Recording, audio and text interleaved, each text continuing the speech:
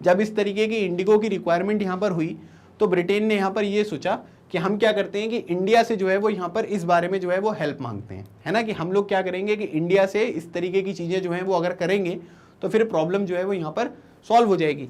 अच्छा, अगर मैंने आपको ये बताया था ना कि भाई जो दूसरे ये वेस्ट इंडीज़ वगैरह है, अमेरिका वगैरह है ना, वहाँ पर क्या हो रहा था कि वहाँ पर इंडिगो जो कल्टिवेशन है वहाँ से जो सप्लाईज हो रही थी वो कम हो रही थी। इसका कारण क्या है, क्योंकि यहाँ पर क्या होता था कि ये जो अलग अलग आपको कॉलोनीज देखने को मिलती थी अलग अलग रीजन्स में, है ना, ये यूरोपियन कंट्रीज होती थी, लेकिन यूरोपियन कंट्रीज क्या है कि काम करना पसंद नहीं करती थी, है ना, कि भाई वहां पर जाकर वो लोग काम नहीं कर पाएंगे।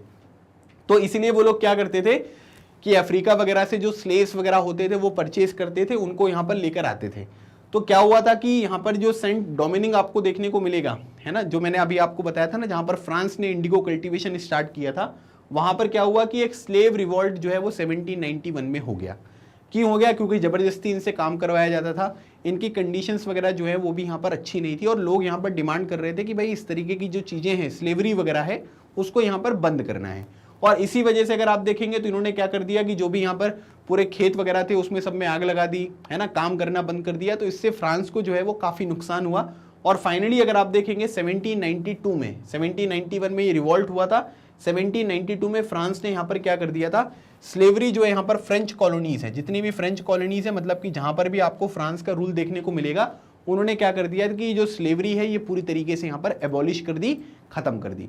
और क्योंकि इस तरीके के इवेंट यहाँ पर हो रहे थे, और इसी वजह से आप ये कह सकते हैं कि जो यूरोपियन कंट्रीज में यहाँ पर डिमांड थी वो पूरी तरीके से यहाँ पर कम हो गई थी। और इसी वजह से क्या हो रहा था कि जो सप्लाईज वगैरह हैं वो यहाँ पर इंडियन इंडिगो जो है या इंडिगो की सप्लाईज जो दूसरी कंट्रीज में यहाँ पर की जा रही थी वो चीज़ें यहाँ पर फुलफिल नहीं थी, और इसी वजह से टोटल जो प्रोडक्शन है वो यहाँ पर कम हुआ। ऐसे दूसरी जगह पर भी आपको देखने को मिला। तो इसी वजह से टोटल प्रोडक्शन और टोटल जो सप्लाईज थी वो यहाँ पर आपको कम होती हुई दिखाई दी।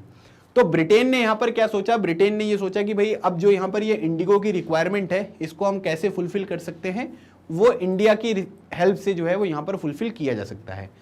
Faced with the rising demand for indigo in Europe, the company in India looked for a ways to expand the area under indigo cultivation। मतलब आप ये कह सकते हैं कि इंडिगो कल्टीवेशन जो है उसमें यहाँ पर हम क्या कर सकते हैं कि उनको ये समझ में आया कि यार यूरोप में इंडस्ट्रीज को जो है वो यहाँ पर कलर की रिक्वायरमेंट है, डायर्स जो है उनकी रिक्वायरमेंट है, तो उसकी रिक्वायरमेंट जो है उनकी डिमांड को फुलफिल कर नहीं पा रहे हैं। तो हम लोग क्या कर सकते हैं कि हम लोग जो है थोड़ा इंडिगो कल्टीवेशन यहाँ पर कर सकते हैं, और ये सामान हम क्या करेंगे कि कम दाम में जो है वो यहाँ पर खरीदेंगे।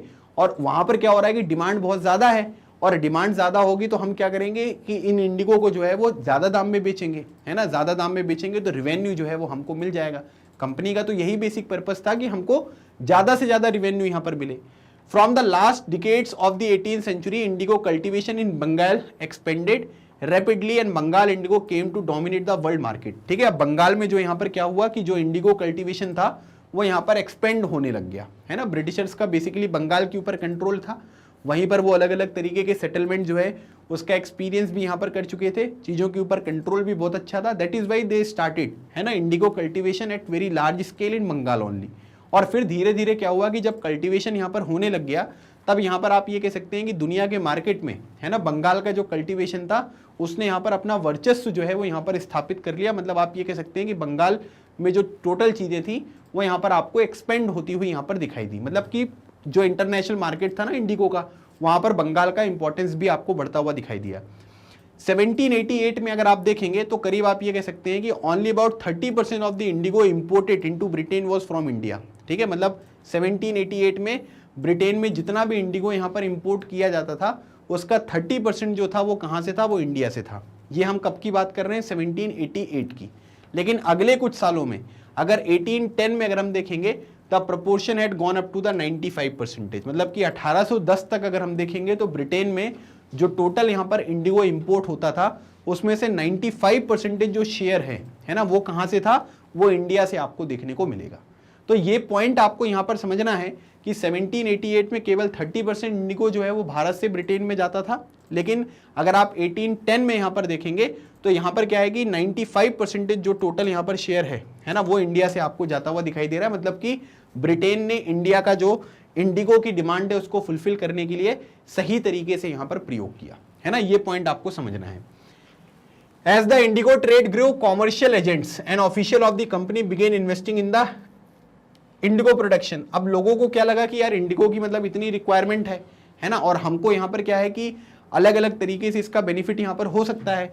तो लोगों ने क्या किया कि जो भी कॉमर्शियल एजेंट्स वगैरह होते हैं, जो व्यापार वगैरह करते हैं, है ना, और जो भी यहाँ पर कंपनी के ऑफिशियल्स थे, उन्होंने क्या किया कि इन्वेस्टमेंट जो है वो यहाँ पर इंडिगो प्रोडक्शन में स्टार्ट करी। मतलब उन्होंने भी पैसा वगैरह जो है वो लगाना स्टार्ट किया, क्योंकि इंडिगो की डिमांड बहुत ज़्यादा थी। तो इसकी वजह से आप यहाँ पर ये कह सकते हैं कि उनको जो रिटर्न है, जो प्रॉफिट है, वो मिलना बिल्कुल लाजमी था, है ना, कि बिल्कुल मिलेगा।